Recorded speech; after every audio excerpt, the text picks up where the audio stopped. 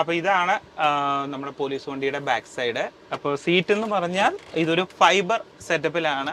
വേറൊരു കാര്യം, ഇതിങ്ങനെ പ്ലാസ്റ്റിക് ആയിട്ട് ഇട്ടിരിക്കുന്നതിന്റെ കാരണം നമ്മളിപ്പം ആരെങ്കിലും വെടികൊണ്ടു ഷൂട്ടിംഗ് ആണ് നടക്കുന്നതെന്നുണ്ടെങ്കിൽ ഫസ്റ്റ് തിങ് നമ്മൾ ലൊക്കേഷനിൽ വന്നാൽ നമ്മൾ ചെയ്യുന്നത് സ്കൂപ്പ് ചെയ്യുക എന്ന് പറയും.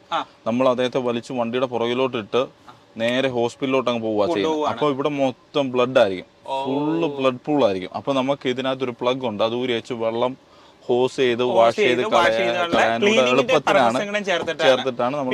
നമുക്ക് ഡോറ് ഉള്ളിൽ നിന്ന് നമുക്ക് ഗ്ലാസ് താത്താനോ തുറക്കാനോ പറ്റത്തില്ല, ഒന്നും പറ്റില്ല. നമ്മൾ വെളിയിൽ നിന്ന് തുറന്നെങ്കിലും.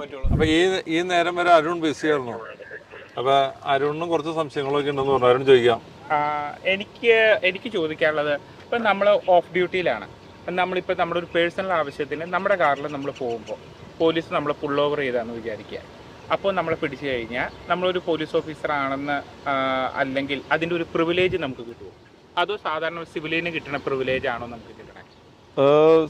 ടെക്നിക്കലി പറഞ്ഞാൽ ഒരു സിവിലിയന് കിട്ടുന്ന പ്രിവിലേജ് പോലീസുകാരന് കിട്ടാവും. പിന്നെ ഈ പറഞ്ഞ പോലെ ഏതൊരു ജോലിയിലും ഒരു പ്രൊഫഷണൽ കേഡസി എന്ന് പറയുന്ന ഒരു സാധനമുണ്ട്.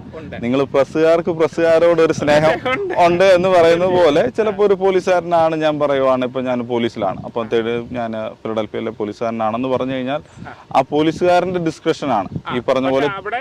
നിർബന്ധമില്ല, അദ്ദേഹത്തിന് വേണമെന്നുണ്ടെങ്കിൽ അതാണ് ആ വരുന്ന പോലീസുകാരന് തീരുമാനിക്കാം. അതിനിപ്പോ ആരാണെന്ന് പറഞ്ഞാലും ഏത് റാങ്ക് ആണെന്ന് പറഞ്ഞാലും പിടിക്കുന്ന പോലീസുകാരന് തീരുമാനിക്കാം ടിക്കറ്റ് കൊടുക്കണോ വേണ്ടായോ എന്ത് വേണോ എന്നുള്ളത്.